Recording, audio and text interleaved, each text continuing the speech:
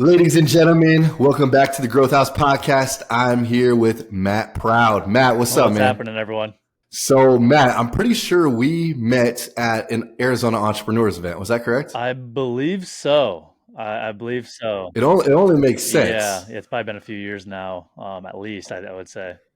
right? Yeah, when I came out to Arizona 2021, immediately got plugged in with Devin and Arizona Entrepreneurs. Always love giving them a shout out. Huge impact on my life and helped me kind of create the concept really for Growth House. And I know, Matt, you've been a part of the team and the crew and been helping a lot of people as well. So, Matt, right now, kind of give a overview of what your life looks like for the people listening and for people who don't know you. Yeah, so currently what my life looks like. uh, I know you're all over the yeah, place. yeah. Right now, life is good, man. Life is good. It's been a long journey in entrepreneurship. For a while now, it's to the point of where my life has been more about mission than trying to get money, right? Like the money, the lifestyle, the freedom has been there for quite some time now. Because of my long, term relationship with entrepreneurship since I was a kid, my life right now is more focused on fulfillment of like true passionate things I actually enjoy doing, rather than when you start off in entrepreneurship where you're like, I just need to make a business work, right? And so now it's I'm at a sense of peace in my life, I would say, to where it's like I have the freedom to kind of do whatever I want, and me, I'm very passionate about helping others in any way that I can, whether it's life lessons, business lessons. And so a lot of my passion goes into like a lot of my time right now goes into like true passion projects, as well as exploring my own. I love to travel. I'm all over the world all the time, which is super enjoyable. But when it comes down to it, like my biggest passion is business. Like no matter what I'm doing, no matter where I'm going, where I'm traveling, in my mind is always business, and helping people Mm, achieve whatever it is that they want to achieve. So that's where I'm at in my life right now, and it's been good, man. I love it. So fill people in also what you have. Like you have Coach Maddox, you have other passion projects. Like let's hear about that before we take a step back and then find out how did Matt Proud get this lifestyle of freedom, being able to travel while also building your businesses. Yeah, absolutely. So where I'm at right now, it started off with, one thing and then another thing and so on and so forth. Today I just own a portfolio of companies. We have a pretty good sized portfolio. Any mostly tech based, a lot of software based companies, and things around tech. And so tech education, tech consulting, things like that. So we just own a portfolio of tech based companies. Software is a big part of that. Software is a big passion of mine. I'm a guy that loves leverage, and SaaS, software as a service, is one of the most leveraged business models out there. And so, that's where we're at currently. And we're looking just to, continue expanding our portfolio, helping out good projects, things that we see potential in, things that I can actually attach my name to and enjoy it and feel good about it. Right. And so we're constantly looking to add projects that make me feel good, right? And they actually have like a person behind that project that has a good mission behind it. I love it. All right, Matt, take a step back. Where did this journey start? You said entrepreneurship started really young. How old were you? I mean, legitimately 13. Obviously, like, people Wow. have lemonade stands and all that kind of stuff, but I mean, that's Oh, you said legitimately at 13. yeah, yeah. And so it's like everyone has a lemonade stand when they're like 7, and things like that. Right, Like, right. but like legitimately, at 13, I actually created like a real business, and a real Wow. company. And I can dive into that if you want me to. Yeah, I mean, I just definitely did not have legitimate businesses at 13. So I'd love for you to even to share what that would look like. Absolutely. It's a cool story, man. And so long story short, like before this happened when I was 13 years old, I grew up on a farm. I'm a small town farm boy, grew up milking cows, baling hay, the whole nine, right? Waking up at 4 in the morning to freezing winters to go bale some hay and feed the pigs type of thing, right? So I grew up in like a hardworking environment, tasseling corn, and it teaches a lot of good morals, right, and work ethic, but I figured out at a young age that that wasn't the life for me. It was very hard work. I looked around me and saw the environment of the people that were much older than me, and it didn't look like they were truly happy, and they just didn't have the life that I pictured myself or where I wanted what I wanted. Right. So at a young age, about 13 years old, I started hopping on, which back then was like Yahoo search. I'm 35 years old now, and so 13 years old for me, it was quite some time ago. Right. What internet we had at the time? I was just looking at ways to make money. I was like, how can I make money outside of this small, farm town? What can I do? And growing up, I was always a very creative thinker. Like I always thought different than most people. In class, in classrooms, I always just did things differently. Like they would teach us one way to do a math problem, I would solve it a different way, type of thing, right? And so I had a knack for creative thinking. And so when I combined that with learning how to make money in general, learning about how to do business online, one thing stuck out to me that I found. It was, if you want to make money, find where money is moving and put yourself between it. And so you can only make money where money moves. If money isn't moving, there's no opportunity there. And so I took what I learned and it sparked a light bulb in my head. And in my small town, there was a Dairy Queen. And across from that Dairy Queen, there was the only restaurant pretty much that was like a franchise. Across from that Dairy Queen was a big softball tournament field. And every single summer, there was teams from all over the country that came to these softball fields and had massive tournaments for 3 months during the summertime. And where do you think everyone went after the games? They went across the street to the Dairy Queen. And so my mind was, how can I? That's where money's moving. And so what I ended up doing was, long story short, because there's a lot of detail behind this, I ended up developing and pitching a couponing system to this Dairy Queen when I was 13. So I mocked up a little physical coupon card, little peel away stickers that they used to have. You used to hand the little peel sticker to the drive through type of thing. I mocked up one. I brought it to the Dairy Queen, pitched them on it, and here's what happened: is I ended up not charging for the service at all. I said, hey, I put whatever discounts you want on these Dairy Queen cards. I'll disperse them to you to get more people getting your discounts. And they're like, we not pay anything? I'm like, no, the only thing that I ask from you is put at least 20 bucks of savings on these cards.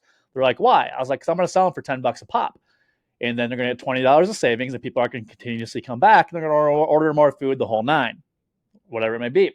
So what I did, they agreed. So what I did is I spent my life savings at 13 was like $3,000, which is decent. I'm a farm boy, so we made money when we were a kid, right? Okay, I'm like, how'd you get Yeah, three we grand make money as at farmers when 13? we were kids. And so I spent like $2,800 on 3,000 of these coupons. I got them from a wholesaler at 84 cents a pop for these coupons. I ordered them, made them, designed them wholesale. It cost me 84 cents a pop to design and order 3,000 of these cards. So I spent all my life savings.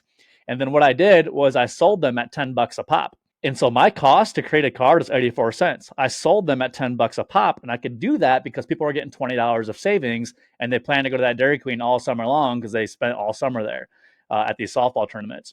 And so I had 3,000 of these cards. To take this one step further, I said, I can't sell all these. There's 3,000 of them. I'm one person. So, learning leverage, I ended up creating a miniature affiliate business. And so I went to all my junior high friends and I said, hey, every card that you sell, I'll pay you $5. Here's a stack of 200 cards. Go to the softball field over the summer, sell those. I'll pay you $5 a card. So I did it with all 3,000 of them. Pretty much the whole junior high was selling them. They were making $5, bringing me back the remainder, which was $4 in profit per card sold. So I didn't do any work, and I sold all 3,000 of them in a summer. Made like That's 15 grand. wild. At 13 years Yeah. old. All right, at the time, were your parents looking at you like, damn, our kid's a little Yeah, different? 100%. And I was a kid, I didn't know what to do with money. I ended up like just buying clothes and like I ended up getting into. I grew up like building cars and stuff with my dad, so I ended up buying like scrap cars and just to rebuild them. And then I got into flipping cars at like 14 to 16, and but that's where it started. That's where it really hit me, and I was like, I got something here. I learned leverage, and I learned how to place myself into where money's moving, how to make money at that age. So, did you take those experiences and just be like, okay, what's next? Yeah. Like, what happened after Yeah, that? yeah, essentially. Well, I had a passion for cars. And so I got deep Mm-hmm. into cars. So that chunk of money, I literally just started getting into cars and motorcycles and I couldn't even drive yet. And but I grew up with Wild. like my family and my dad like building cars and like we had a drag strip by our house and things like that. And so I was like tinkering because I loved it. And by the time I was Mm-hmm. 16, I ended up buying a Camaro, a Z28 Camaro when I was 16. I had a Harley, That's and wild. so in I didn't know anything about money, like as far as like what to do with it after I had it, right? I know how to get it, but I didn't know what to do with it. And so I just like blew it on Mm-hmm. cars and like nice clothes. I was a kid. Um, and so between like 13 and ended up being until I was like 18, 19, I just flipped cars. I was just buying and selling cars, buying them, fixing them up, driving them around for a bit, and then selling them and repeat. So was college even like a thought for you, or you're like, hey, I know how to make money. Let me skip college and get into Yeah, business. it was for 6 months because everyone wanted me to try it out because I got a scholarship. And so when I got through high school, I got a scholarship. Got a little bit of discount, all that good stuff. And I was like, in my brain, I'm like, I don't want to go to college. Like, why? you know. But they're like, hey, try it out. I'm like, okay, I want the experience. And so I did go. I only went into school for actually one semester, 6 months. I lived on campus for a year. And then I was like, all right, I'm good. What would you end up doing? Were you just like started a side hustle while you're in college, or you're like, hey, I'm gonna start software companies? Like, No, I don't I know how young started. you started doing all Yeah, this. yeah, I started. To be honest, in college, I didn't do much. So what I did was I was an athlete in school, Hmm. heavy into football mostly, and after high school, I wanted to stay competitive. I was big into wrestling, the whole nine, and so actually, when I got into college, I got into mixed martial arts. Ended up becoming a contracted fighter, and so I was a contracted semi-pro fighter for 3 years, from 18 until I was 21, and so that's what I did during school. You you lived a couple I different lived many lives, I lives. swear. After that, I became a sheriff's deputy. What? Okay, continue this story. This is getting too good. I didn't even know half of this stuff about you, Matt. This is awesome. Yep. All right, so you went to semi-pro or pro fighter, Yep. and So then semi-pro as contracted fighter. Did that for 3 years. yeah, It was great. I loved it. It helped my competitive edge stay there. I was a very physical, like I needed to be physical. I needed to be in a sport type of person growing up. hmm, And so yeah, did that for 3 years around the college area that I was in. And I didn't go to college far away from my hometown. So my hometown, I was still doing the same thing, just driving over to the college town that I was in. Basically, I didn't do a whole lot. I was just enjoying my time, like being out of high school, like exploring the new world. You know how it is after you graduate high school, and you're like, "What's this college thing? A whole new city." I was in a big city now, right? And so I didn't do a whole lot other than fight and then explore, and then, essentially what ended up happening in this transitions into the deputy thing is I ended up just running out of money. you know, I like lived a pretty good life up until then, and kind of had freedom to do whatever. I didn't know what to do with money. Stopped making it. Was just kind of hanging out and doing the college experience, doing fights here and there. And then it really got to me when I was turning 21. I was 20 years old, and I was like, okay, I need to like actually get out of my town. Like, let me get back into business, like actually studying it hardcore. Because I was just kind of like, I was a kid. I was playing around at that time, basically. And so I'm like, I need to get to the city. Like, that's where opportunity is. I need to get to the big city. The big city for me was Chicago. And so I started thinking about that direction. It was about 3 hours away from my hometown. And so I'm like, okay, let me just get something steady quick. So I was like, let me just find a cool, fun job. Something I would actually enjoy doing, makes decent money. So, long story short, deputy job came up in the newspaper. And so in my town, that's like a jailer as well. And so I was like, that would be fun. It's physical, it's active, it's not like sitting at a desk type of thing. And I was like, let me apply for that. Ended up getting it. So ended up getting it. Basically did that for a little over a year. Ended up saving pretty much all my money that I made. Stayed living with my parents the entire time. And then I resigned after a year.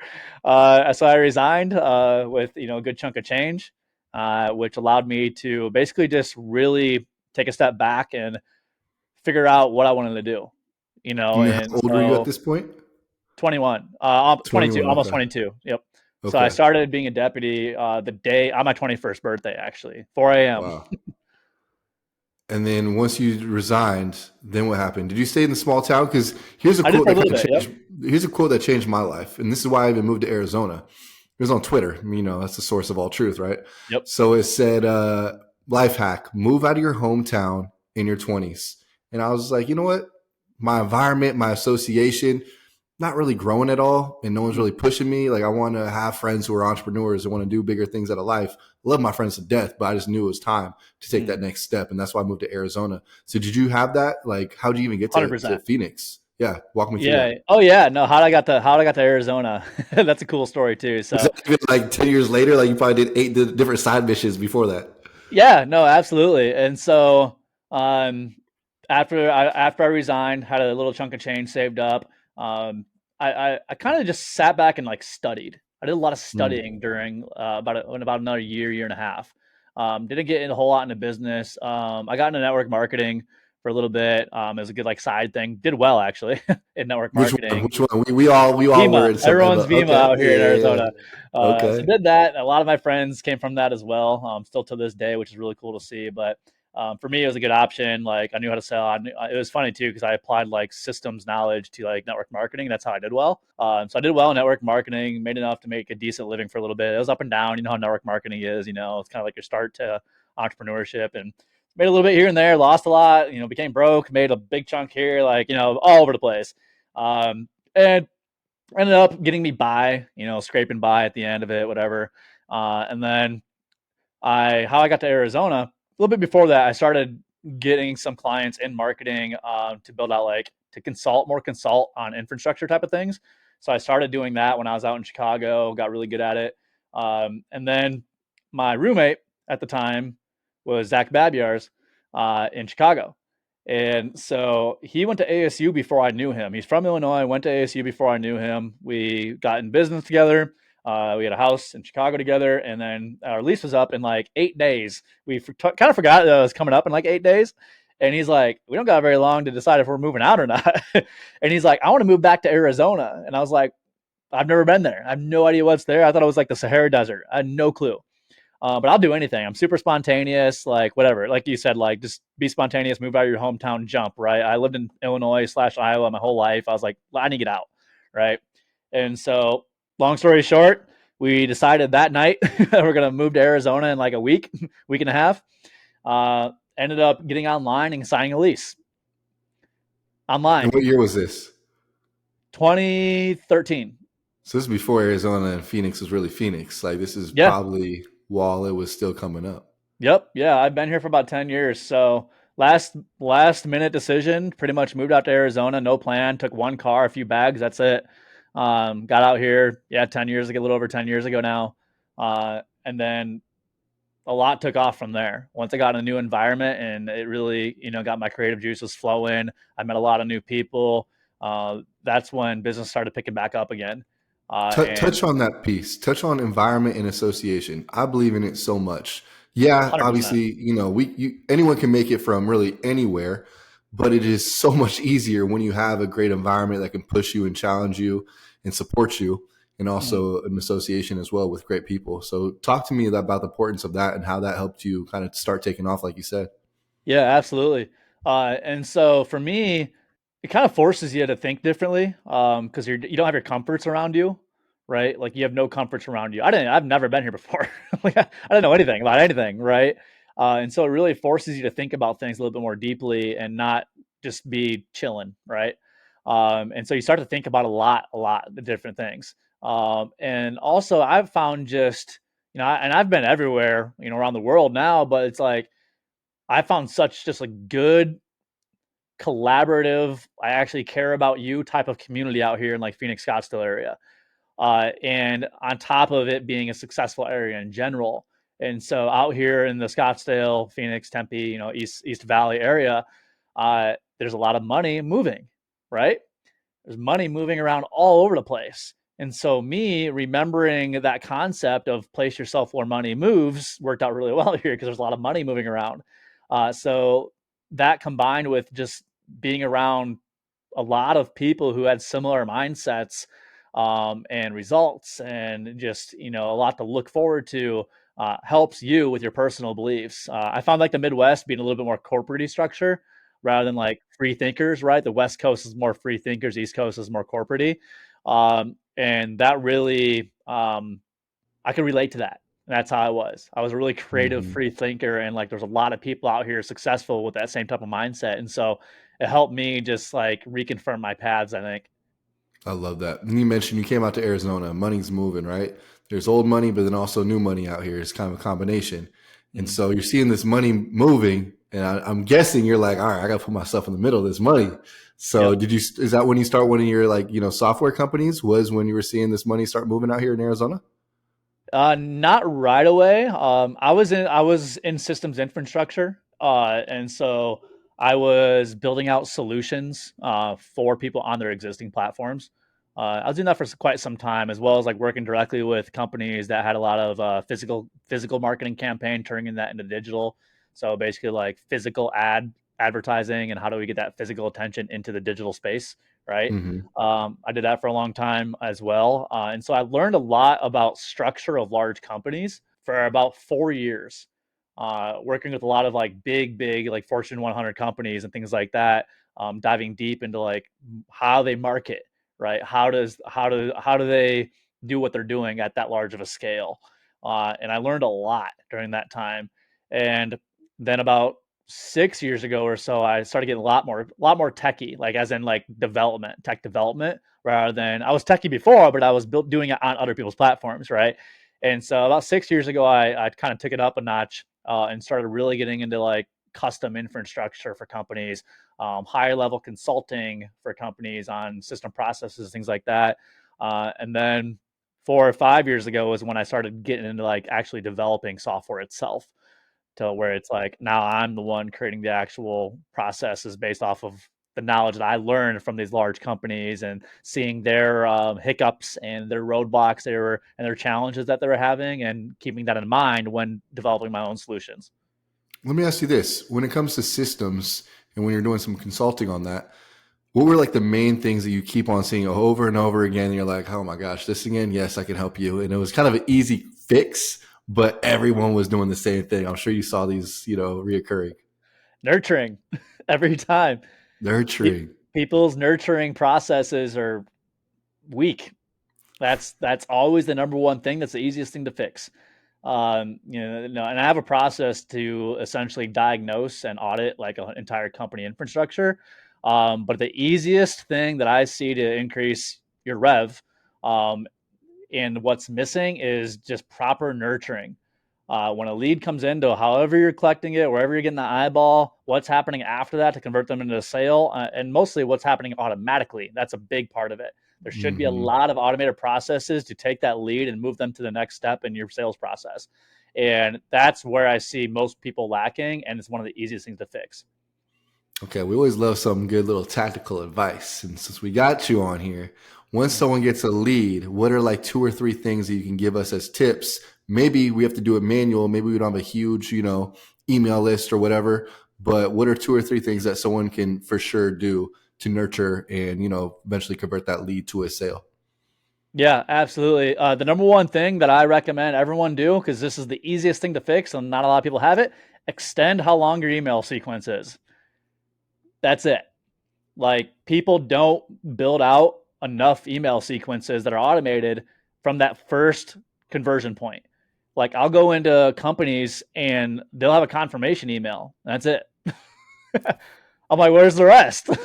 you know, where's the year long of emails that should be going out every other day? That's automatic, right? Hmm. Like you do that one time and it's automated for life. Like people aren't, 90% of people don't buy right away. Like they don't become a lead. You don't send them whatever you're sending them, and then they don't go buy. Like you're losing out on 99% of your traffic essentially, simply by not building out a longer series of automated follow up. The main one being email. That's the standard one, right? Now moving on and above that, obviously on the same thing for SMS. If you're collecting phone numbers, why are you sending them just one confirmation text? Why not send 7 texts in 7 days? right? Why not drop them a voicemail automatically? Like it takes you 2 seconds to develop it, right? And once you develop it Hmm. once, you never have to develop it again. And your conversion Hmm. process is going to skyrocket simply because you spent the time to build out a longer sequence of nurturing. And that's where, once again, that's where most people lack. And it's the easiest way to convert more sales, and probably one of the most important as well. Because Hmm. as you're well aware, you've all heard it takes 7 exposures to get a sale, right? It's like, well, how are you going to do that with one confirmation email that says, "Hey, go here to buy," right? Like it doesn't work. It doesn't work like that. So good.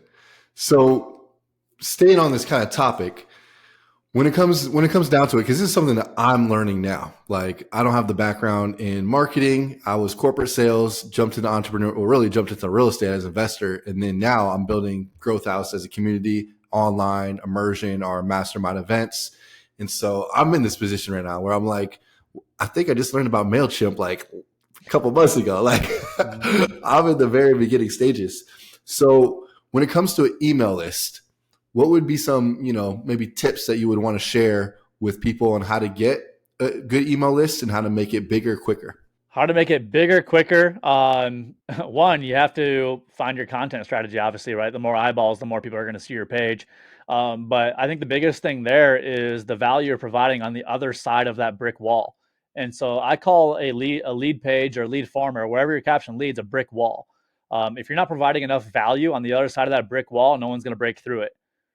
And so my biggest piece of advice is over deliver the reason they should be trading, essentially bartering their information. And so over deliver what's on the other side of the brick wall. So that way they want to break through that brick wall rather than just going up to it and be like, it's not worth going through that. I don't want to take the sledgehammer to that wall. There's nothing on the other side. It's kind of the same thing as like, if you had a safe with nothing in it, you have a reason to break into it. If you knew there was $1,000,000 of gold in that safe, you're probably going to do a lot of work to get through that that safe, right? Same thing happens for a lead capture page. A lot of people make their lead capture page a brick wall to where there's not enough value on the other side of it that where they don't want to break through it. They don't want to put that effort. They don't want to exchange that barter of their information for that value that's on the other side. Mm-hmm. And do you have like an example of a lead magnet you're like, man, this one is pretty much has worked for a long time, or is everyone very specific to each person's business, or is it It's more very like, specific. yeah, Yeah, it's very specific to each business. I mean, there's not one solution for everything, for sure. One thing that I like, I mean, it's all pretty standard stuff. And once again, it's like it's different for every single type of. There's a million businesses out there, a million niches. But one thing that I do like is here's something that I do, and so getting kind of relative to what's on the other side of the brick wall, but also what can help with that process is on the brick wall, the capture page, right? I'm just going to outline what you should be doing. So it's not necessarily telling you what that thing should be on the other side, but things that you should be doing to convert higher, right? So a couple things that you should be doing is be very clear and put your copy down to a fifth grade reading level. And so when they're looking at your copy on your lead capture page, what I like to do with AI is whatever your copy is, toss in an AI and say, hey, rewrite this at a fifth grade reading level. People don't take action on things they don't understand and that aren't clear. Uh, Confused people don't buy. We've heard that a million times. Confused people also don't become a lead. And so I like to, all the copy that I like to do, I like to dumb it down and say, put it at a fifth grade reading level. That makes it very easy to read and very digestible. And so there's not a lot of friction for that reader. Something else I like to do is tell people exactly what to do. And then here's the biggest thing, tell them what's going to happen after they take the action. So what I mean by that, and this is an instinctual thing, and so human nature by instinct fear what they don't know, right? And so when you say, "Hey, put your information for XYZ," what's missing there? They don't know what's going to happen next. mm-hmm, Okay, put my information for XYZ. Then there's the fear of unknown. Well, what happens next? Right. And so whenever you're trying to put sales copy or a video, whatever, to collect a lead, and this works as well for actual the sale too, is make sure you're telling them exactly what to do and what's going to happen when they take that action. And so for an example, put your information to receive XYZ. Do that by doing this. What's going to happen after you do this is we're going to send you over via email XYZ. Then you're going to be able to take steps 1, 2, and 3 to get this result. mm-hmm, You see what I did there? It took away the mm-hmm. fear of the unknown and it put preemptively in their mind the result they're going to get when they receive that value. So So good. now that instinct of unknown, what's going to happen, is gone. So that fear blocker, which is instinctual, that barrier goes down, right? Mm-hmm. So no matter what you're giving away, make sure you on the brick wall side of it, make sure you're leading them in that type of sequence. Man, giving some gold right here. Talk about niching down, because everyone's like the riches are in the niches. How much do you believe that, and how niche down should people get? That's a tough one, man. I'm a believer in both, to be honest. There's multiple angles. To answer your question, neither. For me, neither. It depends. A lot of variables in that question. I am also a big believer of letting the market decide your niche. And what I mean by that is throw a wide net and see what sticks. And so you might think a niche will respond in a certain way. And if you're setting that mindset when you're trying to build a product or put out an offer and you're stuck, only this person is going to love this, you might be wrong, right? But if you believe in that and you're wrong, that business isn't going to work. Opposed to how I'll tell you how I do things. I don't do a niche. I let the market tell me exactly what they want, and then I deliver it to them on a silver platter. And so I have a methodology behind this called the silver platter method. So what I do is I survey audiences. And so if I have a general idea, first what I'll do, whether it's organic traffic or paid media, I'll survey them. And so I'll say, hey, I have XYZ general idea, broad offer, right? Not niche down, broad. What would be your feedback on exactly what you would want within this? What type of result would you want? What kind of problems do you have in this general space? I'll collect that data, and then out of that data, you'll find trends. You'll find what a lot of people are saying. Ooh, look, a lot of people are having problems with this in this space, right? So the marketplace told you exactly what the problem is that you can solve, and now you develop the product and the solution based off of what the market already told you. So that way you can hand the bigger market exactly what they're asking for on a silver platter. That's why I call it a silver platter method. So to make this a little bit more simplified, I like to relate it to when you're going to a restaurant, right? How does a host or hostess sell you? They don't walk up to you and say, here's your steak. They go, what do you want? And you go, oh, I want this. They're like, we can do that. All right, coming right up. How easy was that sale opposed to them walking up and said, here's your steak. You have to buy this. And you're like, I don't want steak. Like, oh, it's really good steak though. And you're like, well, I came here for sushi. They're like, oh, but this steak though, I'll tell you what. And you're like, I don't even eat meat, right? How hard would that sale be? Opposed to, hey, what would you like? Right? And so that's what I do before niching down is I survey the marketplace in a general space that you're thinking about getting into, get that feedback and that data, and then say, there's the trend. I see where a lot of people are struggling. I see it's in this space, this problem. Let me do my solution around that because I know they already want it instead of guessing. I love that. When you say survey the marketplace, what does that look like? Can you give us like a specific example? You can make it up, but like, is this like an Instagram story with a poll? Is this paid Simple ads as that. with? Yes. Okay, 100%. yeah. Okay. So Okay. it could be large scale, it could be small scale. Like Mhm. it just surveying in general. I mean, for an individual, you could literally survey with an Instagram poll. Be Mhm. like, hey, I'm looking to help XYZ in, I don't know, digital marketing. Very broad, right? Yeah. Very Mhm. broad. What you as a business owner, what do you struggle with? Very broad, right? Mhm. All of a sudden you get survey and you see 10 out of 30 people said leads. Like I can't get leads. You're like, okay, I need to focus on leads. I need to niche down. I need to be the lead person, right? Mhm. So like you can do it at a very small scale, like just by an Instagram story, or a large scale. Like there's companies that run paid ads behind surveying. Like you've probably seen surveys before, right? What they're doing there when people ask questions, they're just surveying the marketplace. Here's a good example. A lot of softwares, you realize when you get a software that's like a general management software, you ever see where they ask you questions? Hey, what business are you in? 100%. Yeah. What Yeah. are you struggling with right now? Oh, I thought they actually cared about me. They're just trying to survey me. What do you think they're doing? They're building their software based off that Yeah. data. Interesting. They're in there saying, what should we do next? What can help people Yeah. the most? Okay, well, let's put our broad net out there. When people sign up, let's survey them. And Mhm. so what they're doing with that data is they're constantly improving their software backend based off that data, right? They're tailoring it to what the masses want. So that's a perfect example of surveying your audience. They're telling them exactly who they are and what their problems are, right? So good. So now they're optimizing based off that niche data that they're seeing the biggest trends in. I love that. So I want to talk about lifestyle real quick because you have a lifestyle where you're able to work remote, right? Yep. And I think that's like the biggest thing. We want financial independence, location independence, and time or time freedom, right? Yeah. And so for you, you've been able to start these software companies and able to live that lifestyle.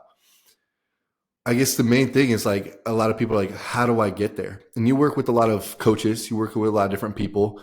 And what would you say is like the way that a lot of people right now in 2024 are able to achieve that lifestyle? I know it's kind of a broad question, but from your, personal experience working with so many different people, what would you say? Yeah, absolutely. And there's levels to it. I can go from starter to advanced. So, Please, let's hear it. 100%. Because, yeah, I know that sequence and I've done all of them. And so the main thing is passive.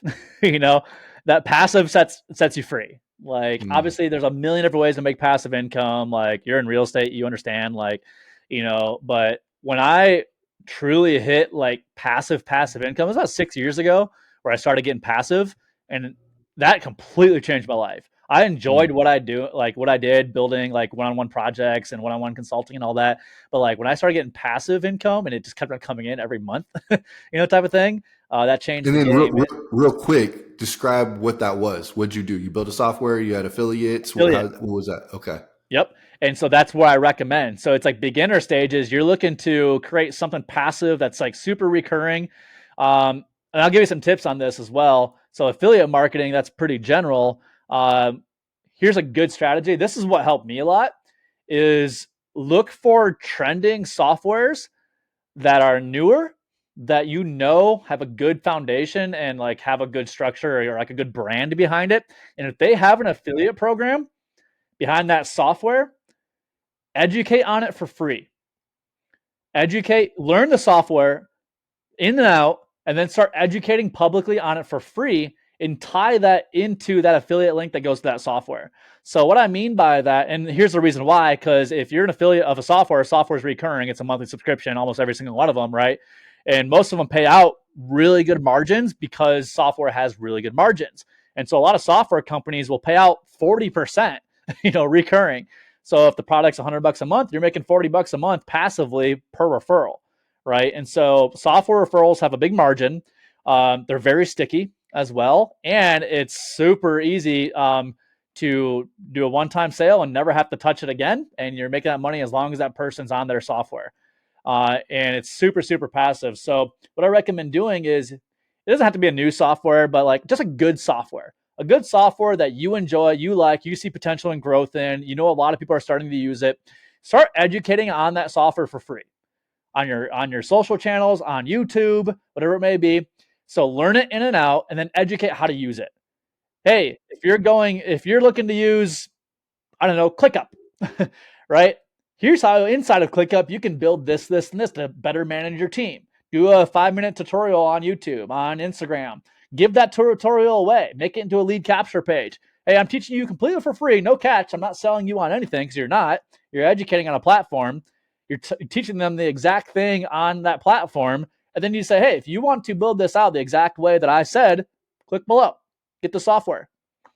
Now you got yourself an affiliate, right? So that's what I do.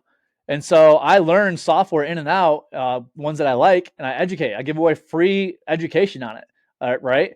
And then being there's so much value, and I'm telling people exactly how they can get X, Y, Z result by building this inside this software, right? It's a big value add. They see how it works. They know how to build it. They get really excited, like, oh, all I got to do is just get the software now, and I can build out all this value that this guy just gave me, right? Which means you got yourself a referral, right? And so the number one way to sell software is through free education in general. So the number one way to become a software affiliate is the same exact thing. You're still pushing to the software, but just as an affiliate, and you don't have to fulfill, right? You don't run the software company, you don't fulfill, you don't have customer support. You're just sending people to it. And so that's why I recommend starting off for passive income. What does the splits usually look like on that or affiliate? 40% is standard. 40% is pretty standard. Okay. Pretty standard across software. That's like kind of the sweet spot. I mean, that's like nearly half the revenue, right? But Hmm. software has such good margins. It's they can afford that. That's why that it's so high. I do that in all my software companies. I give 40% because we have 90+% margins. We can do that. That's Hmm. also why I love software. Okay, so that was the beginner. What would be like the intermediate and then advanced? Intermediate would be building software yourself, like 100%. That's on the little, I'd say a little bit above what I would what I would actually recommend before that. So before building software yourself, building software today is a lot easier than it was 5 years ago. A lot easier. It's all plug and play, drag and drop. You barely even have to code anymore. But it does get a little techie, you know. But if you're not techie at all, and if you're watching this and you're not techie, you're like, I don't even want to get into tech. A membership program. So subscriptions. Think about what's on subscriptions today. Everything. I get my meat delivered to me on subscription. I get my toothpaste on subscription. I have Netflix subscription, right? I get my deodorant on subscription. Like, so the subscription based model is trending. It's convenient for people and people like it. And so if you're not techie, you're not looking to build a software company, I recommend building a monthly membership type of community based around a subject that you enjoy talking about and you're passionate about teaching. You probably know something better than someone else does. It could be anything, right? You probably know something better than someone else does that someone else wants to learn.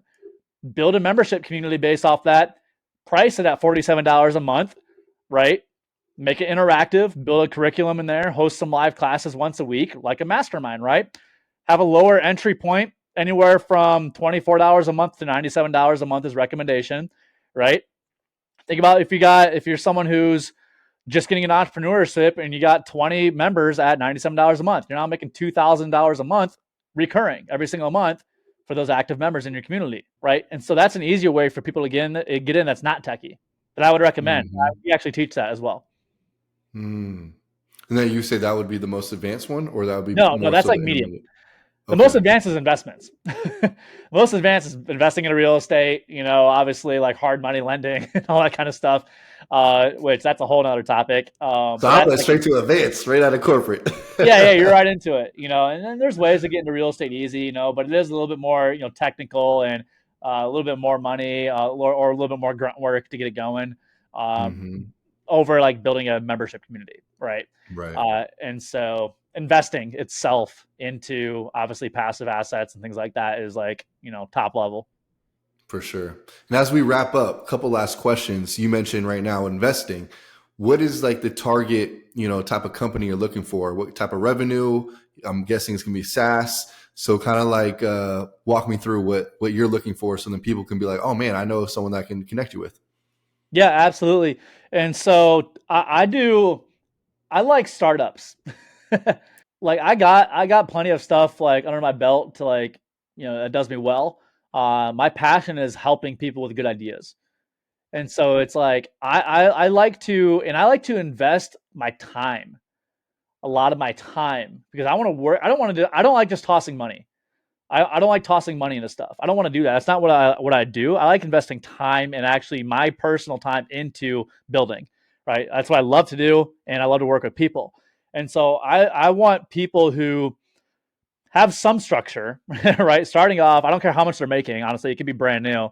But if it's a good idea and it's a good person, and I like the concept behind it, and they're missing the tech infrastructure behind it, that's where I like to put my time into. And so I do a lot of sweat equity investments. And so that's my go-to. If you have a software idea, if you have a tech-based, it could be anything. Education, we have education-based things, and you just need help with the infrastructure behind it. So a good example of this is someone who has a lot of influence, has a good brand, right? They're good at some kind of service, but they don't know the business infrastructure. They don't know how to sell it. They don't know how to package that up. They don't know the business strategy behind it, but they have a good brand, right? They have a good service, but they're Hmm. missing all that middle stuff. That's Yeah. where I would come in and say, hey, you have a good brand, you love being on camera, you have a good audience, you have a good service, you provide a good service, right? When you do get clients, but you're missing all the infrastructure in between, let me come in and do Hmm. that. Let's equity split. Love So it. that's what I recommend, and that's what I love doing. That's awesome.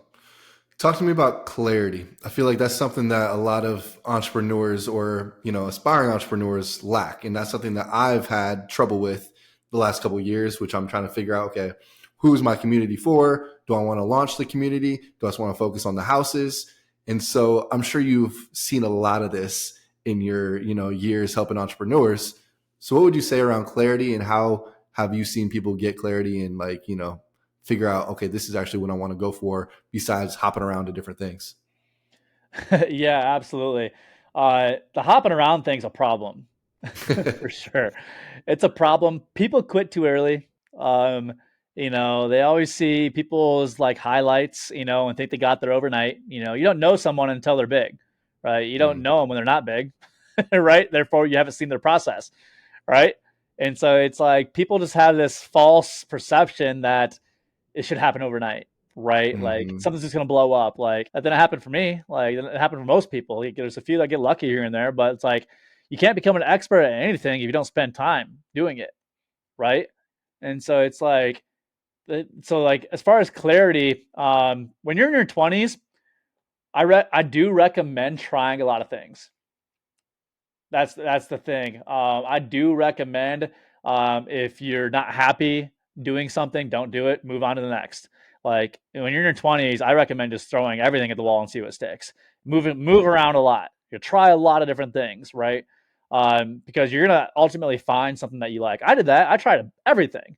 But I think what it comes down to, honestly, is the work ethic behind it all. Like I've tried a lot of things, and I still do. Right? But the reason why I can not dwell in it is because I do it with a lot of intention and work ethic behind those things. Like I crank out the work behind trying that thing. I don't like casually try it and like half in type of thing. And then like 3 months goes by and I'm like, let me try something else. Like I go all in, I implement, take action, find if I like it or not quick. So speed, I think speed is a big part of that. Stop stretching it out and stop trying to be perfect in the thing you're trying. Uh, and this will actually relate to that. I'm a big believer in what's called fast, messy action. The reason I think why I've created a lot of things I've created is because I take very fast, messy action. If you ask people that know me, they're like, you implement fast. Like when you come up with an idea, it'll be a business in 3 days. Like, why? Because I don't try to perfect things before getting it out there. People are afraid of what will happen when they put something out there. Therefore, they subconsciously try to perfect everything before launching it, and therefore they never launch it. It takes them 6 months to launch an idea publicly, and then guess what? When the public don't like it, they go, "Ooh, that hurt. Let me try something else." But they just wasted 6 months of their time just to figure out even if it's a good idea or not, right? And then here's what happens is because they stretched that out so long and they built so much to try to make it perfect. They built a bunch of infrastructure, and then the result didn't come. They hide. It hurts them because they put so much time, energy, and money into that concept, trying to perfect it, that when it doesn't work, it kills them. And then their dreams get crushed. And then they either hide for a long time or they drop out, right? And the reason they do that is because they put so much time and energy and money into that idea. And so I don't do that. I take fast, messy action. I'll launch and get a concept out there within a day or two. I'll think of it and I'll start pushing it. I'll be like, hey, what's everyone think about this? It's not perfect. I haven't even built it yet. I'm surveying. Once again, I'm surveying, right? And so I always start with that surveying. I take action on it quickly and I see if it's even a good idea, if I like doing it within weeks. If it's not sticking and I don't like it, I'm not getting a good vibe back. Guess what? I didn't spend 6 months of time, energy, and money trying to build it. And when that idea got crushed, it didn't collapse me. I only spent a couple of weeks on it. And so that's how I think people should go about finding what they enjoy and what they're actually good at it and what will actually work. Fast, messy action. Don't be afraid to put it out there. Survey your audience. Don't try to perfect something and don't put a bunch of money into something before actually releasing it. Guilty, ladies and gentlemen. I got two hands in the air. I have the mindset of if I build it, they'll come. And it's like, no, that's not how it works. So, like you Here's what you said, do. yeah, go ahead. If they come, build it. Mm-hmm. That's what I say Yes. when it comes to surveying. If you survey and there's an answer in there that people are coming into, that's when you build it. So switch that. Gosh, so good, so good. Matt, can we do a part two? The people are gonna love this one. The people are Oh, gonna. I'm This is in, gonna be man. one of the best episodes we've done. A lot of tactical information, especially on that back end. Love your story. Two last questions. One, Growth House, we're a go-giving community, so we want to help you. We already talked about what type of companies that you like to invest in, and maybe do an equity split with. But what else? What else can someone, if someone reaches out and says, "Man, this podcast is awesome. I want to reach out to Matt." What kind of value can they provide to you? Feedback. I'm surveying. Yeah. Feedback on the things that I've said. on this podcast, and I would appreciate that feedback, honestly, on Instagram. I'm a pretty private guy. I don't do big social media, nothing like that. I post my life every once in a while. I'll survey an audience, things like that. But find me on Instagram at Matt Proud Lifestyle. And if you could, just slip into my DM and tell me some feedback on what you learned on this podcast. That would be great. So once again, I just want to hear where people are at in their business and their life, and possibly what you're going through, right? And if I can point you in the right direction, I'll be happy to. Matt, you're an incredible person, man. You've just been real, genuine since I met you, very humble, and just love to help, other people, especially entrepreneurs who are coming up. And I know we've had some chats in the past and even teaching me stuff with Coach Maddox. I'm like, man, you've had actually a big impact in my life, because I would not have tried to go and figure out this whole funnel stuff. Like, all this is so new to me, but you were the first one where I'm like, I got to research all these terms Matt's telling me. So that's why I say I appreciate you for that. Of course, man. Anytime. This is a fun podcast. So let me know if you want to do part two. I'd be happy to continue the story. Ladies and gentlemen, so that's what we want. We want feedback. Should we do a part 2? DM Matt, DM me. Let's make it happen. Jesse Ray, Growth House Podcast. We're out.